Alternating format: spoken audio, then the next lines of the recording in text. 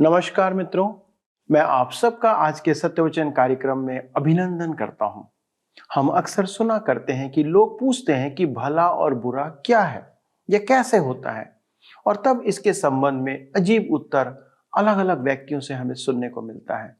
उसके दृष्टिकोण से जो कुछ भला और बुरा है, वह वही अपने विचार हमारे सामने प्रकट कर देता है, और बुरी चीजों को छुपाते हुए वह हमें उत्तर देता है कि भला और बुरा क्या है। और वह ऐसा इसलिए करता है कि वह भी दोषी अपने आप को अपनी बातों से ना ठहरा दे। हम सब बचकर ही उत्तर देंगे ताकि हम अगले के दृष्टि में या सामने वाले की दृष्टि में अपने आप को उत्तम प्रतीत करें या प्रकट करें। तो फिर भले या बुरे या सत्य या असत्य का सही अर्थ कौन बता सकता है? दोस्तों, परमेश्वर जिन बातों को सही ठहराता है वे सही हैं, और जिन बातों को वह गलत ठहराता है वे गलत हैं। मनुष्य अपनी दृष्टि में जो कुछ बुराई करता है, जब तक वह संकट में ना पड़े, वह उसके प्रति उसे भली लगती है। आज के अध्ययन में हम ऐसे दो राजाओं को देखेंगे जिन्होंने इस्राएल को ऐसी बुराई के गर्त में लेके चले गए, और तब परमेश्वर की जो महिमा थी उनके बीच से उठा ले गई। परमेश्वर की महिमा हट गई। आइए दोस्तों, आज के अध्ययन में इस बात को देखें कि हमारे जीवन से भी परमेश्वर की उपस्थिति कभी हट ना जाए। आइए अपने अध्ययन में आगे बढ़ें। प्रिय मित्रों, आइए आज हम अपने अध्ययन को अध्याय 33 के पद 2 के भाग 2 से आगे बढ़ें। मनश्शे का राज कल्पना से परे दुष्टता से पूर्ण था। मुझे विश्वास है कि शकीना परमेश्वर के प्रत्यक्ष महिमा मंदिर को छोड़कर चली गई थी। भविष्यद्वक्ता यहेजकेल ने दर्शन में देखा था कि उनके विद्रोह एवं पाप के कारण शकीना महिमा परम पवित्र स्थान से उठकर बाहर निकल गई। वह यरूशलेम की दीवारों से पार होकर रुक गई। वे परमेश्वर के पास नहीं लौटे। अतः शकीना जैतून के पर्वत पर जाकर रुक गई, परंतु फिर भी वे परमेश्वर के पास लौटकर नहीं आए। अतः शकीना स्वर्ग में लौट गई। इकाबोद का अर्थ है महिमा का प्रस्थान। मंदिर के प्रवेश द्वार पर लिखा था, उनका घर उजाड़ पड़ा था। अधिकांश टीकाकारों के विचार में शकीना ने बंधुआई के समय प्रस्थान किया था। मेरे विचार में उनका मत सही नहीं है। यदि शकीना मनश्शे के युग में नहीं गई तो मैं अन्य कोई युग नहीं देखता जो शकीना के प्रस्थान का कारण हो, परमेश्वर के प्रस्थान का कारण हो। मेरे विचार में यही वह समय था। देखिए, उसका राज्यकाल लंबा था। उसने यरूशलेम में 55 वर्ष राज किया। उसने सबसे लंबा राज किया, दाऊद और सुलेमान से भी अधिक, अपने पिता से भी अधिक। क्यों? क्योंकि परमेश्वर दयावान है, परमेश्वर धीरजवंत है। वह किसी का नाश देखना नहीं चाहता। परमेश्वर के पास समय बहुत है, उसके आगे पीछे अनंत समय है। मित्रों, उसे किसी बात की जल्दी नहीं है। आप यह न सोचें कि आप परमेश्वर को बाध्य कर सकते हैं या उससे शीघ्रता करवा सकते हैं। मैं लोगों को प्रार्थना करने के लिए निर्देश देते हुए सुनता हूँ। वे कहते हैं, यदि आप सीधे परमेश्वर के पास जाएंगे तो वह काम करना आरंभ कर देगा। मेरे मित्रों, वह कर सकता है और नहीं भी कर सकता है। वह अपना ही समय लेता है, उसे जल्दी नहीं है। वह मनुष्य को पर्याप्त समय देगा कि उसके पास लौट आए। इतिहास की पुस्तकों में हम परमेश्वर का दृष्टिकोण देख रहे हैं। दूसरे राजाओं की पुस्तक अध्याय 21 में दुष्ट मनश्शे के राज्यकाल का विवरण दिया गया है, और यहाँ इतिहास की पुस्तक में परमेश्वर फिर कहता है कि उसने वह किया जो यहोवा की दृष्टि में बुरा था, अर्थात उन जातियों के घिनौने कामों के अनुसार जिनको यहोवा ने इस्राएलियों के सामने से देश से निकाल दिया था। आइए हम पढ़ते हैं दूसरा इतिहास की पुस्तक 33 अध्याय उसके 3 पद। लिखा है, उसने उन ऊंचे स्थानों को जिन्हें उसके पिता हिजकिय्याह ने तोड़ दिया था फिर बनाया, और बाल नामक देवताओं के लिए वेदियां और अशेरा नामक मूर्तें बनाई, और आकाश के सारे गणों को दंडवत करता और उनकी उपासना करता रहा। उसने बहुत ही अधिक मूर्ति पूजा करना आरंभ कर दी थी। वह आहाब और इजेबेल के सदृश दुष्ट था और उन्हीं के समान बाल की उपासना करता था। दूसरा इतिहास 33 उसके 4 और 5 पद में आगे लिखा है, उसने यहोवा के उस भवन में वेदियां बनाई जिसके विषय यहोवा ने कहा था, यरूशलेम में मेरा नाम सदा बना रहेगा। वरन यहोवा के भवन के दोनों आंगनों में भी उसने आकाश के सारे गणों के लिए वेदियां बनाई। मेरे मित्रों, उसने यरूशलेम के मंदिर में आकाश के सारे गणों के लिए वेदियां बनाई। हम कह सकते हैं कि उसने सब ग्रह को स्थापित कर दिया। उस युग में आप मंदिर में अपना राशिफल देख सकते थे। मैं दुख के साथ कहता हूं कि आज उसकी कलीसियाएं इसी प्रकार के काम को बढ़ावा दे रही हैं। यह बड़ा व्यापार है। आप किसी भी पुस्तक भंडार से राशिफल एवं भविष्य के बारे में पुस्तक ला सकते हैं। कुछ का कहना है कि यह मनोरंजन है, परंतु अनेकों के लिए ऐसा नहीं है। उन्हें परमेश्वर से अधिक राशिफल पर भरोसा है। मुझे टीवी पर एक प्रसिद्ध व्यक्तित्व की महिला का साक्षात्कार स्मरण आता है।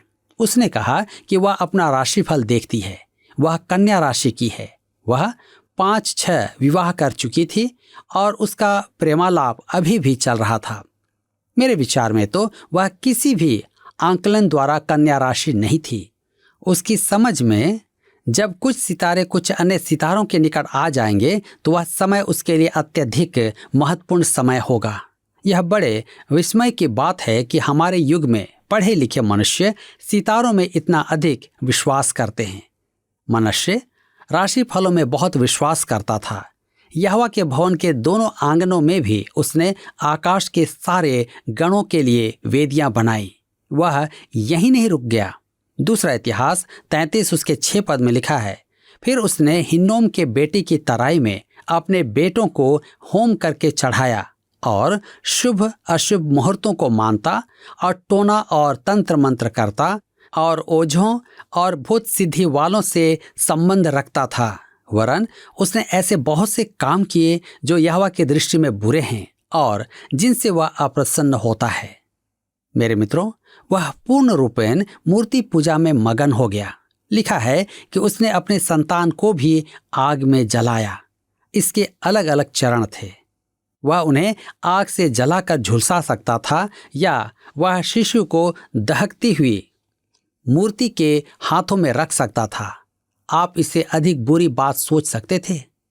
यह मूर्ति पूजा ही थी और मनुष्य पूरी तरह उसमें लिप्त था। मनुष्य तंत्र मंत्र, काला जादू और आत्माओं से संपर्क भी करता था। हमारे आज के युग में परमेश्वर के पास लौट आने के अभियान के उपरांत भी हम शैतान की उपासना देखते हैं। दूसरा इतिहास 33 अध्याय उसके 7 और 8 पद में लिखा है, उसने अपनी खुदवाई हुई मूर्ति परमेश्वर के उस भवन में स्थापित की जिसके विषय परमेश्वर ने दाऊद और उसके पुत्र सुलेमान से कहा था, इस भवन में और यरूशलेम में जिसको मैंने इस्राएल के सब गोत्रों में से चुन लिया है, मैं अपना नाम सर्वदा रखूंगा और मैं ऐसा न करूंगा कि जो देश मैंने तुम्हारे पुरखाओं को दिया था उसमें से इस्राएल फिर मारा मारा फिरे। इतना अवश्य हो कि वे मेरी सब आज्ञाओं को अर्थात मूसा की दी हुई सारी व्यवस्था और विधियों और नियमों का पालन करने की चौकसी करें। परमेश्वर की यह प्रतिज्ञा थी कि यदि उसकी प्रजा उसकी उपासना करे, उसके साथ निष्ठा निभाए, तो वह उन्हें आशीषें देगा। यहाँ देखिए मनुष्य यहूदा का क्या हाल कर रहा है। दूसरा इतिहास 33 उसके 9 और 10 पद में लिखा है, मनुष्य ने यहूदा और यरूशलेम के निवासियों को यहाँ तक भटका दिया कि उन्होंने उन जातियों से भी बढ़कर बुराई की जिन्हें यहोवा ने इस्राएलियों के सामने से नष्ट किया था। यहोवा ने मनुष्य और उसकी प्रजा से बातें की, परंतु उन्होंने कुछ ध्यान नहीं दिया। अब हम देखते हैं मनुष्य का पकड़ा जाना और मुक्ति। आप निश्चित जान लें कि जब कोई मनुष्य या कोई देश इस स्थिति में आ जाए तो परमेश्वर चुप नहीं बैठता है। दूसरा इतिहास 33 के 11 पद में लिखा है, तब यहोवा ने उन पर अश्शूर के सेनापतियों से चढ़ाई कराई और वे मनुष्य को नकेल डालकर और पीतल की बेड़ियों से जकड़कर बेबीलोन को ले गए। वह वास्तव में सिंहासन से उतार कर बंदी बनाया गया था और बेबीलोन ले जाया गया। दूसरा इतिहास 33 उसके 12 और 13 पद में पढ़ते हैं, तब संकट में पड़कर वह अपने परमेश्वर यहोवा को मानने लगा और अपने पूर्वजों के परमेश्वर के सामने बहुत दीन हुआ और उससे प्रार्थना की। तब उसने प्रसन्न होकर उसकी विनती सुनी और उसको यरूशलेम में पहुंचाकर उसका राज्य लौटा दिया। तब मनुष्य को निश्चय हो गया कि यहोवा ही परमेश्वर है। इस मनुष्य का असाधारण अनुभव था। मैं तो निश्चय उसे त्याग देता, परंतु परमेश्वर ने उसे नहीं त्यागा। परमेश्वर ने उस पर संकट डाले और बहुत डाले। वह बंदी बनाकर बेबीलोन ले जाया गया। यह यहूदा राष्ट्र के लिए एक चेतावनी थी कि परमेश्वर उन्हें बंधुआई में भेजने के लिए तैयार है, क्योंकि उनके पापों का अंत नहीं हो रहा था। अपने को गंभीर समस्याओं से घिरा देख मनुष्य परमेश्वर की शरण आया। परमेश्वर ने उसे क्षमा कर दिया और उसका पुनः स्थापन किया, परंतु वह डरपोक था, जैसा कि ऐसे मनुष्य में सामान्यतः होता ही है। यरूशलेम लौटकर उसने परमेश्वर के भवन से सब देवी देवताओं की मूर्तियां हटा दी। उसने परमेश्वर की वेदी का पुनरुद्धार करके बलि चढ़ाई। दूसरा इतिहास 33 अध्याय के 17 पद में लिखा है, तो भी प्रजा के लोग ऊंचे स्थानों पर बलिदान करते रहे, परंतु केवल अपने परमेश्वर यहोवा के लिए। दूसरे शब्दों में उसकी प्रजा वास्तव में परमेश्वर के पास नहीं लौटी। वे तब भी ऊंचे स्थानों पर बलि चढ़ाते थे। इस संपूर्ण समय मनुष्य राज कर रहा था। जब वह बेबीलोन में असहाय बंदी था, तब परमेश्वर ने उसकी प्रार्थना सुनी। इससे प्रकट होता है कि परमेश्वर कैसा महान है। यहाँ एक ईश्वर भक्त माता पिता का पुत्र है जो पाप की गहराइयों में उतर गया, परंतु परमेश्वर के पास लौट ही आया। मेरे मित्रों, यह सुनने वाले माता पिता को प्रोत्साहन मिलना चाहिए। संभवतः आपकी संतान भी ऐसी गहराई में उतर गई है और आपको आशा नहीं है कि वह कभी परमेश्वर के पास लौटेगी। मैं तो मनुष्य को त्याग देता, परंतु परमेश्वर ने उसे नहीं त्यागा। परमेश्वर ने उसकी प्रार्थना सुनी। आइए आगे देखें आमोन का राज्य। दूसरा इतिहास 33 अध्याय के 21 पद में लिखा है, जब आमोन राज्य करने लगा तब वह 22 वर्ष का था और यरूशलेम में 2 वर्ष तक राज्य करता रहा। मनुष्य के पापों ने इस युवक पर प्रभाव डाला। मैं समझ सकता हूं कि उसका पुत्र भी पाप के मार्ग पर क्यों चला। मेरे मित्रों, अपनी अधेड़ आयु तक वास्तव में अनाचार में जीवित रहे। वे अपनी संतान के बड़े हो जाने के बाद परमेश्वर के पास लौटे और उनकी आने वाली संतान वास्तव में अद्भुत ईश्वर भक्त संतान हुई, परंतु बड़े बच्चे पाप की गहराइयों में उतर गए। दूसरा इतिहास 33 उसके 22 और 23 पद में लिखा है, उसने अपने पिता मनुष्य के समान वह किया जो यहोवा की दृष्टि में बुरा है। जितनी मूर्तियां उसके पिता मनुष्य ने खोद कर बनवाई थी, वह भी उन सबों के सामने बलिदान करता और उन सबों की उपासना भी करता था। जैसे उसका पिता मनुष्य यहोवा के सामने दीन हुआ, वैसे वह दीन न हुआ, वरन आमोन अधिक दोषी होता गया। आरंभ में आमोन ने अपने पिता के पापों का मार्ग ही चुना। यहाँ पर अध्याय 33 समाप्त होता है। अब हम अध्याय 34 से अपने अध्ययन को जारी रखेंगे, जिसका विषय है योशिय्याह के राज्य में जागृति। मेरे मित्रों, इतिहास की पुस्तक के इस अंतिम भाग में हम यहूदा में आए अंतिम धार्मिक सुधार जागृति को देखेंगे। इस समय योशिय्याह यहूदा में राज कर रहा है। यहूदा राज्य के इतिहास में 12 बजने के लिए 5 मिनट शेष रहते हैं, परंतु परमेश्वर फिर भी जागृति लाता है। बंधुआई से पूर्व यह अंतिम जागृति है। यहूदा सीमा रेखा के छोर पर पहुंच चुका है और यह अति विचित्र बात है कि उनमें धार्मिक जागृति आई, जो मनुष्य और आमोन के राज्यों के बाद की घटना है। इन 2 राजाओं ने तो राष्ट्र को पूर्ण रूप से मूर्ति पूजा और पाप में मग्न कर दिया था। उस समय तो किसी ने भी यही सोचा होगा कि अब यहूदा के लिए कोई आशा नहीं, परंतु आशा कभी समाप्त नहीं होती है। पवित्र आत्मा जागृति के बारे में अपनी प्रभुता प्रकट करता ही है।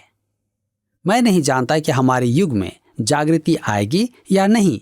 मानवीय समझ के अनुसार कहें तो यहूदा राष्ट्र में जागृति की आशा ही नहीं थी।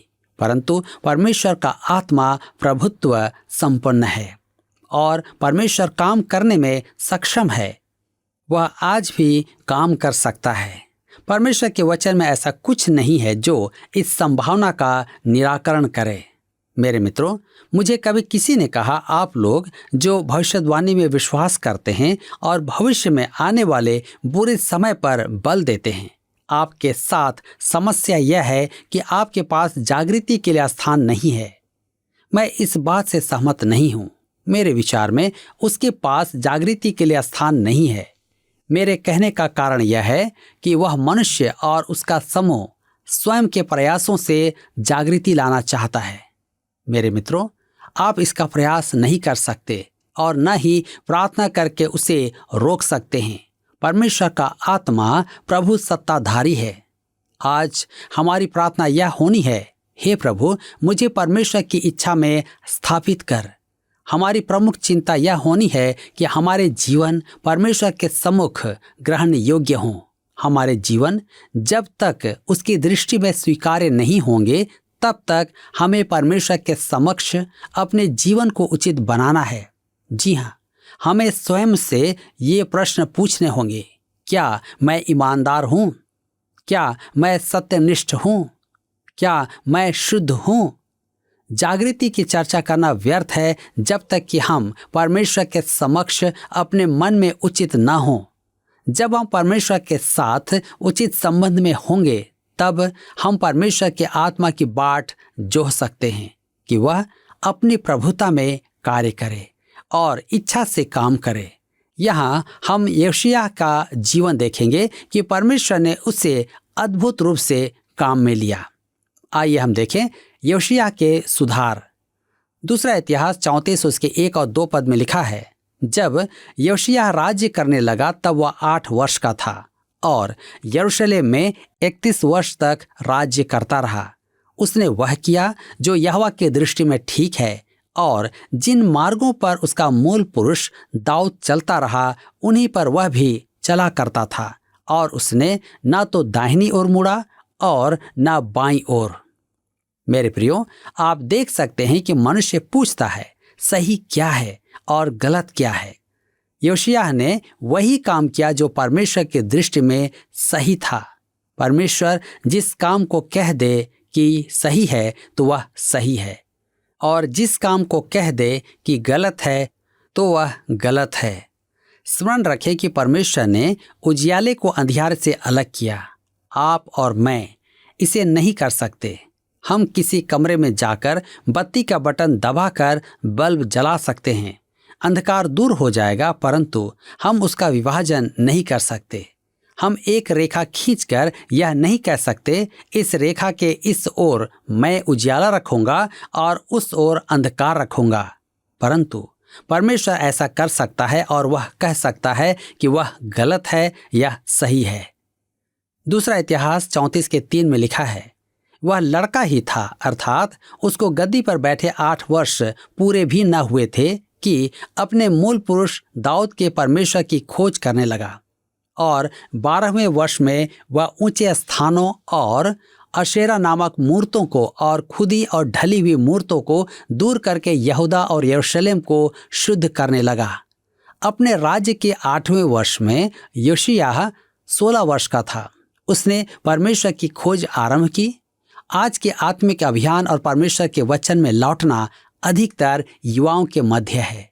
यद्यपि यह उन्हीं तक सीमित नहीं है, वे ही बहुसंख्यक हैं। मैं अपनी सभाओं में और संपूर्ण विश्व में इन युवाओं से भेंट करता हूँ। वे परमेश्वर के वचन में रुचि रखते हैं। योशिय्याह ने जब परमेश्वर का अनुसरण करना आरंभ किया तब वह मात्र 16 वर्ष का था, और यहूदा में धर्म सुधार लाने के समय उसकी आयु 20 वर्ष की ही थी। देखिए, जागृति सुधार लाती है। जैसा मैंने पहले कहा, आपके पाप क्षमा हो जाने पर आप अपनी खाट उठाकर चलेंगे। यदि आपका मन वास्तव में परिवर्तित हो गया है तो आप पापों से दूर चले जाएंगे। यदि आज जागृति आ जाए तो हमारी तलाक और यौन संबंधों की समस्या समाप्त हो जाएंगी। हम एक महान परिवर्तन देखेंगे। परमेश्वर यह कर सकता है और अति संभव है कि कर दे। परमेश्वर के वचन का यह भाग हमारे लिए महान प्रेरणा का स्रोत है। योशिय्याह एक निर्भीक धर्म सुधारक था। दक्षिण राज्य यहूदा को शोधन करने के पश्चात वह उत्तरी राज्य के कुलों में गया।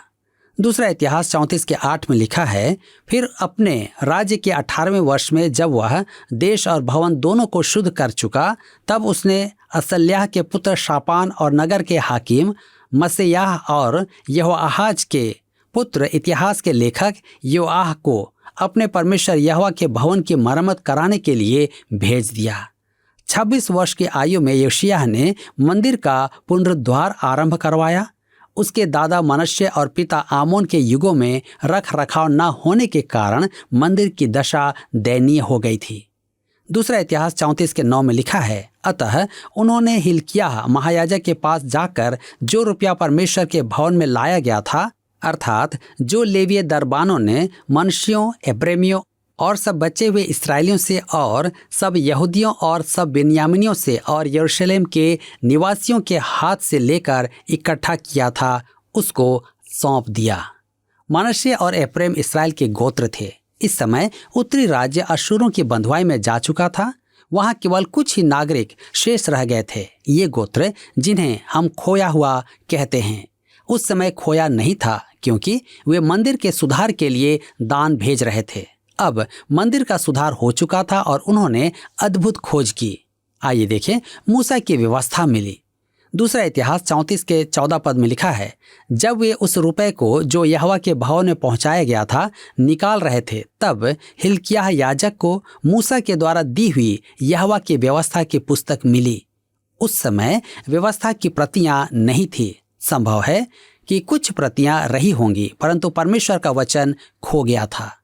दूसरा इतिहास 34:15-16 में लिखा है, तब हिल्किय्याह ने शापान मंत्री से कहा, मुझे यहोवा के भवन में व्यवस्था की पुस्तक मिली है। तब हिल्किय्याह ने शापान को वह पुस्तक दी। तब शापान उस पुस्तक को राजा के पास ले गया और यह संदेश दिया, जो जो काम तेरे कर्मचारियों को सौंपा गया था उसे वे कर रहे हैं। अब आप कहेंगे, मैं देख सकता हूं कि यह आपका मार्ग है। निश्चय ही है, परंतु मेरा नहीं, परमेश्वर का मार्ग है। उसका वचन उसके लिए महान महत्व का है। देखिए क्या हुआ। दूसरा इतिहास 34:18-19 में लिखा है, फिर शापान मंत्री ने राजा को यह भी बता दिया कि हिल्किय्याह याजक ने मुझे एक पुस्तक दी है। तब शापान ने उसमें से राजा को पढ़कर सुनाया। व्यवस्था की वे बातें सुनकर राजा ने अपने वस्त्र फाड़े। मेरे मित्रों, वस्त्र फाड़ना गहरी भावनाओं को व्यक्त करता है। परमेश्वर के वचन को पहली बार सुनकर वह भौंचक्का रह गया, क्योंकि वह और उसकी प्रजा परमेश्वर की आज्ञाओं से बहुत दूर हो गए थे। आज प्रश्न है कि क्या आज मैं और आप परमेश्वर के वचन के निकट हैं या दूर हैं? पिछले प्रश्न का उत्तर है ए, प्रार्थना। हमारे अध्ययन के अनुसार राजा हिजकिय्याह न केवल एक विश्वासी था, पर प्रार्थना करने वाला मनुष्य था।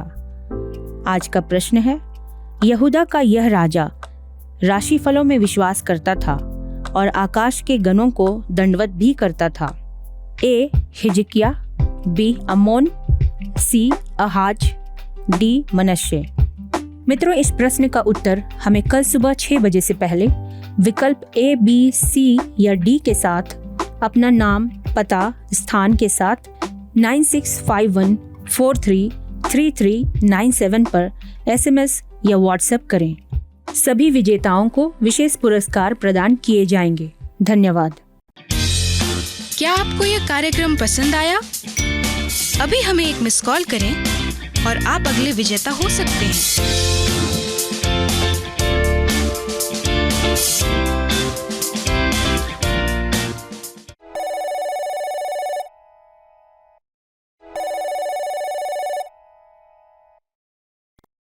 प्रिय मित्रों, आज हमने देखा और हम सब जानते हैं कि बाइबल मसीही कलीसिया और परिवार की बुनियाद है।